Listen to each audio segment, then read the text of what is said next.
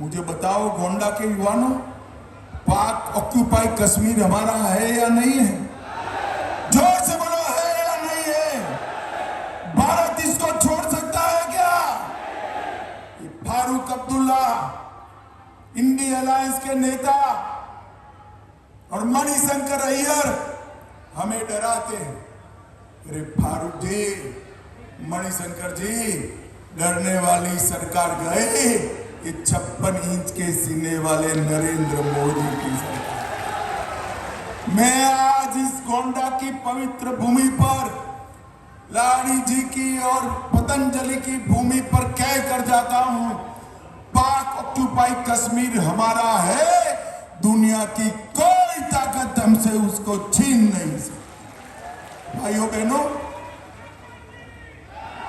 मुझे बताओ, धारा 370 हटानी चाहिए थी या नहीं हटानी चाहिए? अरे जोर से बोलो भाई।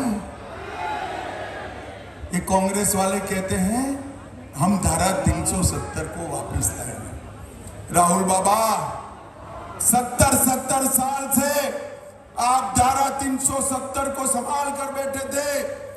कश्मीर में तिरंगा नहीं फहरता था, आतंकवाद फैला था। मोदी जी को यूपी वालों ने दूसरी बार प्रधानमंत्री बनाया। 5 अगस्त 2019 को धारा 370 को समाप्त। और मैं आज कहकर जाता हूं, राहुल बाबा, आप कितना भी जतन कर लो, अब धारा 370 को दुनिया की कोई ताकत नहीं ला सकती, कोई ताकत नहीं ला सकती। भाई और बहनों, इन लोगों ने सालों तक आतंकवाद को चलाने का काम किया है।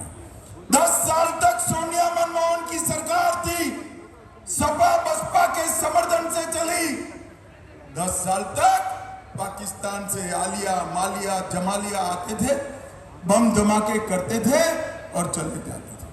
परंतु अपनी वोट बैंक की लालच से ये दोनों शहजादे चुप रहते थे। मोदी जी आए, फिर से उरी और पुलवामा पर पाकिस्तान ने हमला किया, मगर पाकिस्तान वाले भूल गए कि मनमोहन सिंह की सरकार नहीं है, नरेंद्र मोदी की सरकार है, कांग्रेस की सरकार नहीं है, भाजपा वालों की सरकार है।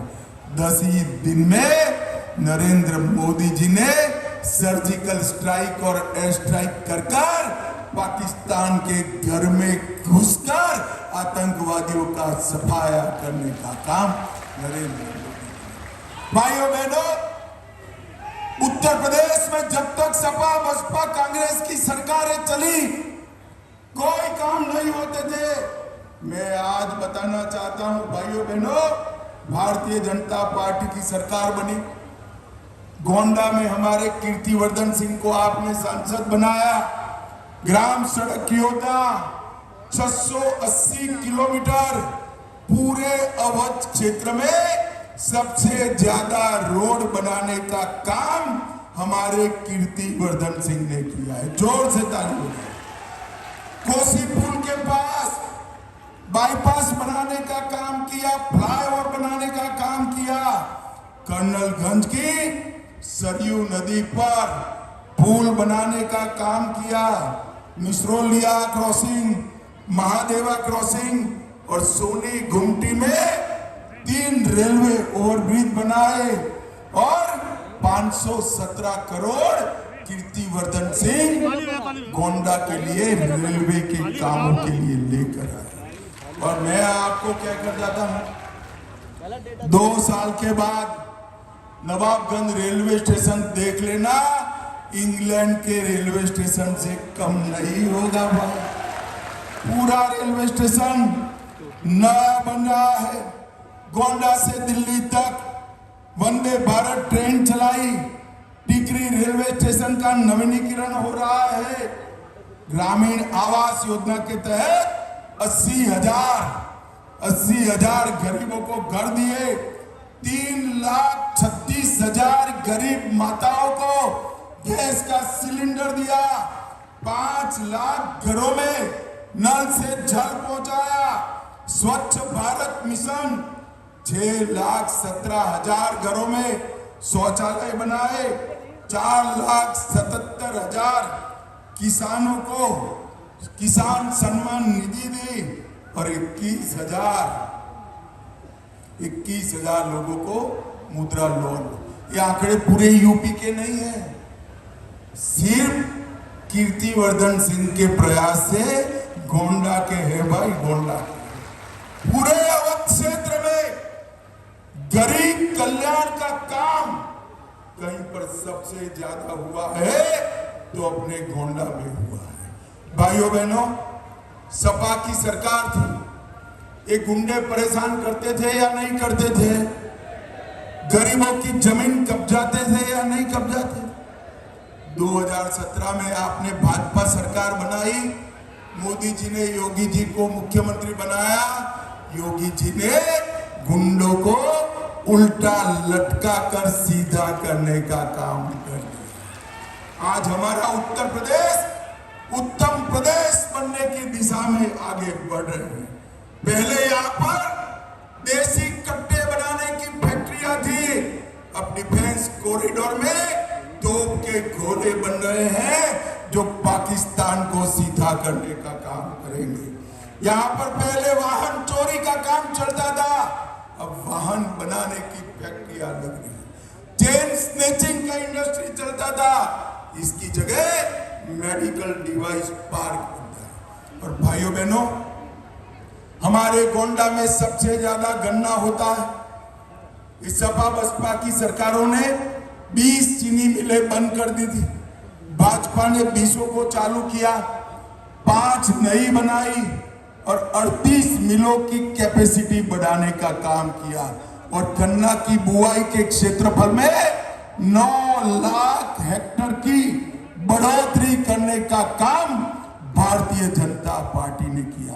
और मित्रों, 95 से 2017 तक सिर्फ 23,000 करोड़ का भुगतान होता था। 2017 में भाजपा सरकार आने के बाद गन्ना के किसानों को 2,50,000 करोड़ का भुगतान करने का काम भारतीय जनता पार्टी ने किया। इथेनॉल को पेट्रोल डीजल में मिक्स कर गन्ना किसानों का कल्याण किया और पूरा गन्ना का काम आगे बढ़ाने का काम नरेंद्र मोदी जी ने किया। भाइयों बहनों, 2017 में भी ये 2 साझादे इकट्ठा होकर आए थे और क्या हुआ था याद है? विधानसभा में दोनों इकट्ठा होकर आए थे, 2 लड़के करके। यूपी की जनता ने उनका सुपड़ा साफ कर दिया और इस बार भी इकट्ठा होकर आए। ये राम भक्तों पर गोली चलाने वाले, ये यूपी के अंदर गुंडई और जमीन कब्जा कराने वाले हैं। ये देश के अंदर आतंकवाद को पनाह देने वाले लोग हैं। ये देश के अंदर नक्सलवाद को पनाह देने वाले लोग हैं। मुझे बताओ भाइयों बहनों, ट्रिपल तलाक हटाना चाहिए या नहीं हटाना चाहिए? अरे जोर से बोलो, हटाना चाहिए या नहीं हटाना चाहिए? कॉमन सिविल कोड लाना चाहिए या नहीं लाना चाहिए? ये राहुल बाबा कहते हैं हम 370 वापिस लाएंगे, ट्रिपल तलाक वापिस लाएंगे और मुस्लिम पर्सनल लॉ भी लेकर आएंगे। राहुल बाबा, शेख चल्ली के स्वप्न देखते रहो, ना आपको जीतना है ना वापिस आना है। मैं गोंडा वालों को कहकर जाता हूं, जब तक भाजपा का एक भी सांसद संसद के अंदर है, ना 370 आ सकता है, ना ट्रिपल तलाक फिर से आ सकता है। राहुल बाबा, अभी तो आप खुद के जीतने की चिंता करो। मैं अभी रायबरेली से आता हूं, ये मीडिया वालों के सामने कहकर जाता हूं, रायबरेली में राहुल बाबा प्रचंड मार्जिन से चुनाव हार रहे हैं।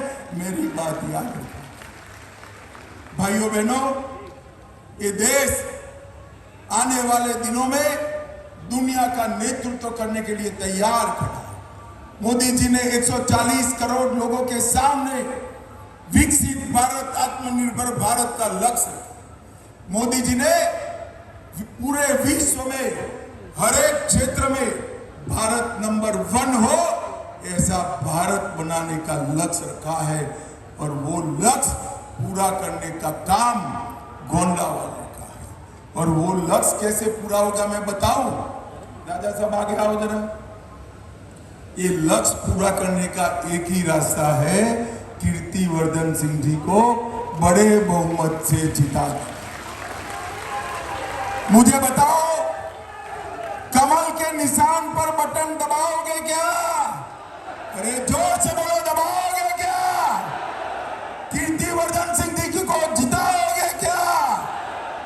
20 से 400 पार करोगे क्या? मोदी जी को तीसरी बार प्रधानमंत्री बनाओगे क्या? तो मेरे साथ दोनों हाथ उठाइए, उठाइए दोनों हाथ, विजय के संकल्प की मुट्ठी बीचे और प्रचंड आवाज से बोलिए, भारत माता